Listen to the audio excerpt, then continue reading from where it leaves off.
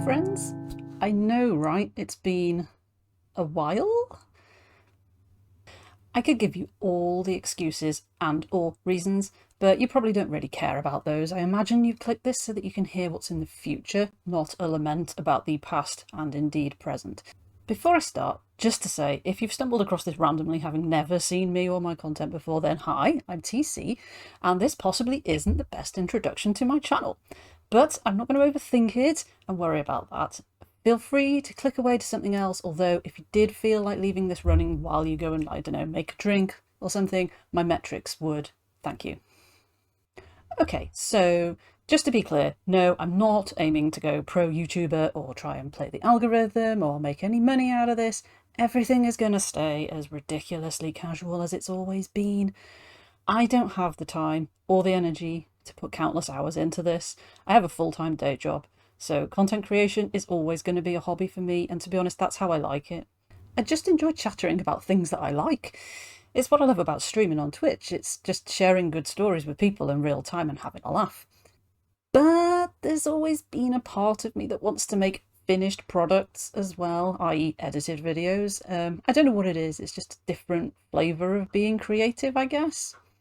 I was really chuffed when I got into a rhythm of making the Explore the Backlog series last year, until my hard drive died. Yes, I did rebuild it, but that whole saga completely knocked the mojo out of me, and I've not made any videos since. At least a year has gone by. Sad times.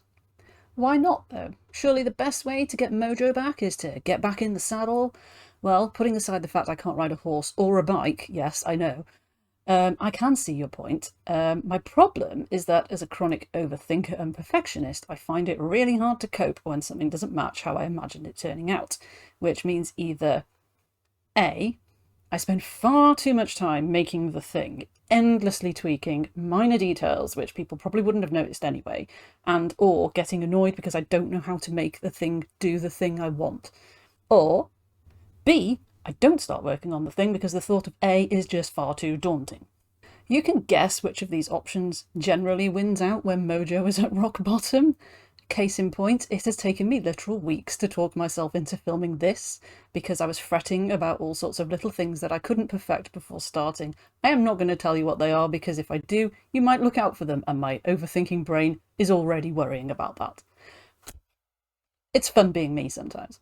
On top of this, there's the fact that I started a new job in a new organisation this January, which might not sound like a big deal to some people. A lot of people hop between jobs quite regularly. However, I left a 22-year-long comfort zone, for reasons which I won't bore you with, and I honestly feel like I've started from absolute scratch in this new job. 7 months in, and I am still finding my feet in this new place. It's very disconcerting after being in a comfortable place for so long. It's not a bad thing, but it massively impacts on the amount of energy and motivation I have left at the end of the day to do anything creative.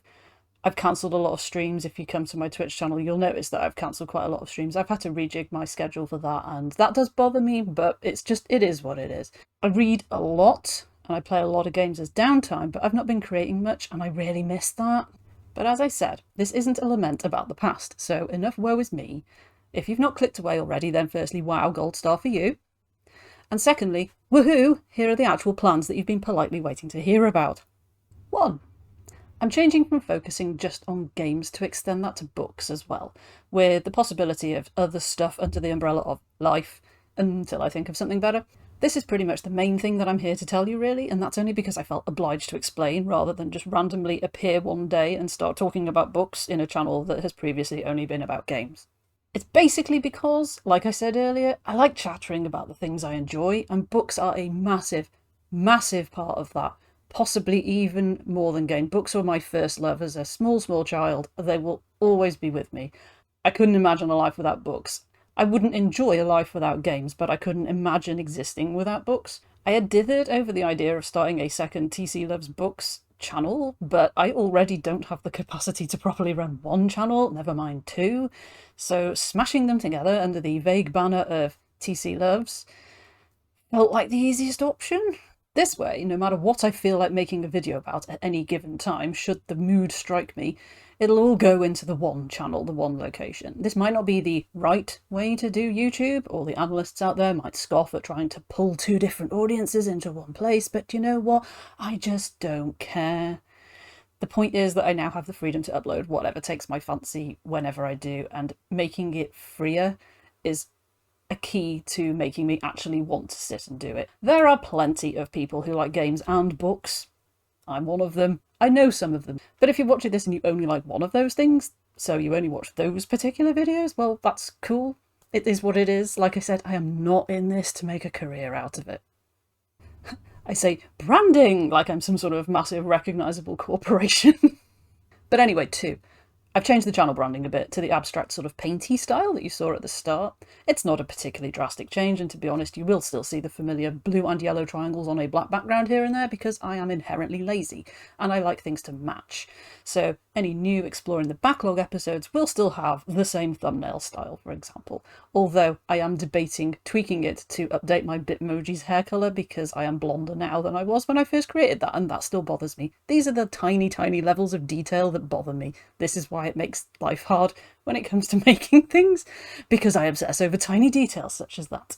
Again, I pause to remind myself, although my perfectionist brain wants everything to be slick and professional, it doesn't have to be.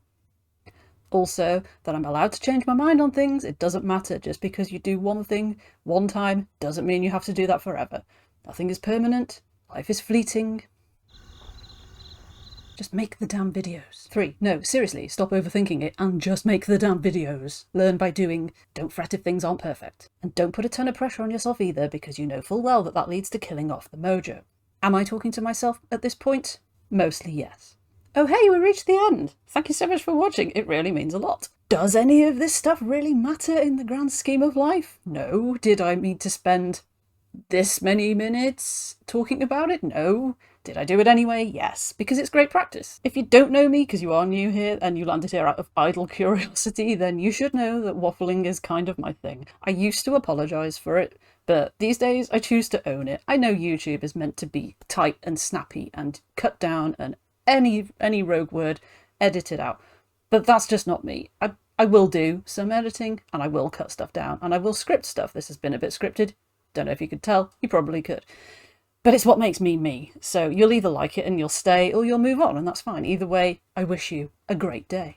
To anyone who's been here since the start, remember the kawaii unboxings? Before the pandemic? Massive thanks to you. I think you know who you are. I am cautiously excited about breathing life back into this, and your constant support means a lot. It really does. I'm no pro YouTuber, but I am still going to do the whole like and subscribe if you like this video kind of thing. And hey, why not watch another one while you're here? I'll see you next time.